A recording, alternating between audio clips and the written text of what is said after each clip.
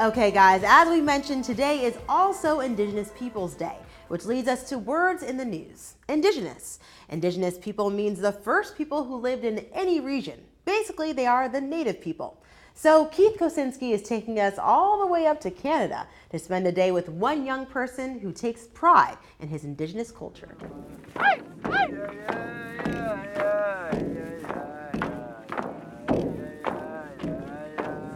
I see a little seal hanging from that thing. So what is this? This would be used for the 1 foot high kick or the 2 foot high kick. These were used for strength, being able to survive on the land. Let me warm up. Let's give this a shot.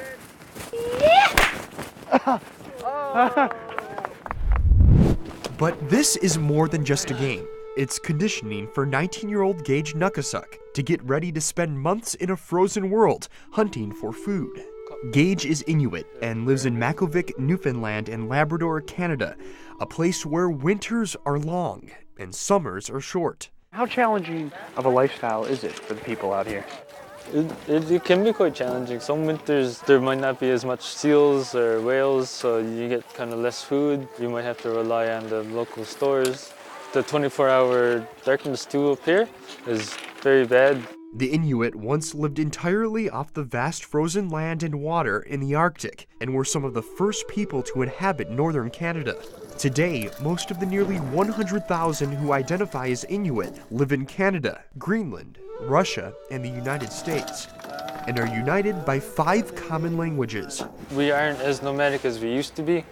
Like, we have our own houses with our families, electricity, running water, but like some people might assume igloos, and the igloos are usually recreational things instead of somewhere, a place to live for a couple months.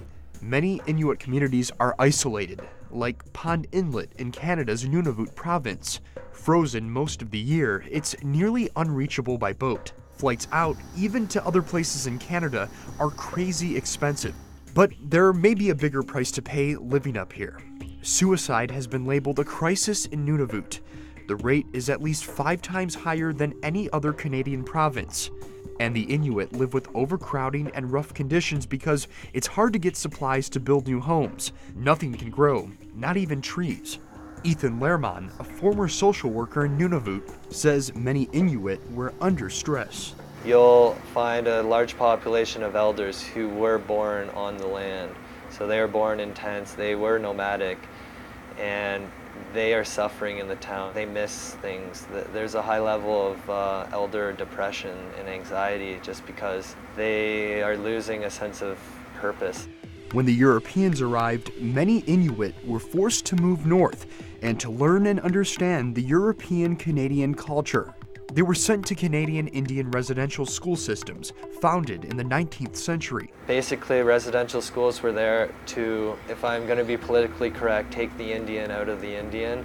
The kids were punished for speaking their language. They were forced to talk English. It became kind of a bad thing because they were shunned for their beliefs, and some people became embarrassed and didn't want to share it.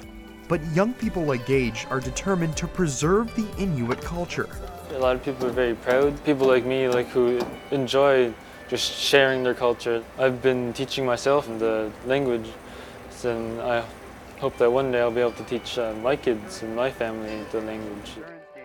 Keith Kocinski, Channel 1 News. Thanks, Keith. All right, guys, you know what time it is. It's time for the next big thing.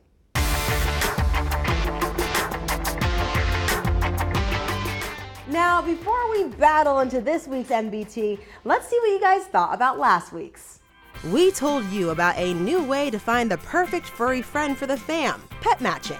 So, is it the next big thing? 87% said yes, it's perfect. But 13% said no, not a match. Thanks for voting, guys. Now, Cassie joins us after what can only be described as a super weekend. That's right, Ariel. I spent yesterday at New York Comic Con, the #1 place for fandoms to unite. Sounds like a blast. I went there last year and loved it. I mean, who could forget your epic X-Men Storm costume? Well, one for the books. Now, if you guys want to experience some Comic-Con fun, check out our Snapchat for some behind-the-scenes footage, including some wise words from the cast of The Gifted. Now, for this week's next big thing, we picked one in the same spirit for all you gamers. Take a look. Traditional trading cards are out, and augmented reality gaming is in. It's called Genesis, an augmented reality trading card game that allows the characters on the cards to come to life. But how does it work? To play the game, you start with your tabletop card set. Then by using your smartphone, you're able to awaken the characters from the cards into real life. The power of augmented reality allows users to experience a real-time battle system. The masterminds behind the gameplay are Long Roos and Ryan Neal, and get this, they're only 18 years old. The inspiration for the game is rooted in their childhood desires to bring games like Pokemon and Mortal Kombat to life. Recently graduated from high school, the team lives in Australia and has hopes of creating more augmented reality games to join Genesis. So are AR trading cards the next big thing? You know what to do. Head to channel1.com to vote and leave us a comment. Or better yet, send us a video response to mbt@channel1.com. Girl, I totally think it's the next big thing. But that's game over for today's show, and we'll start up again right back here tomorrow.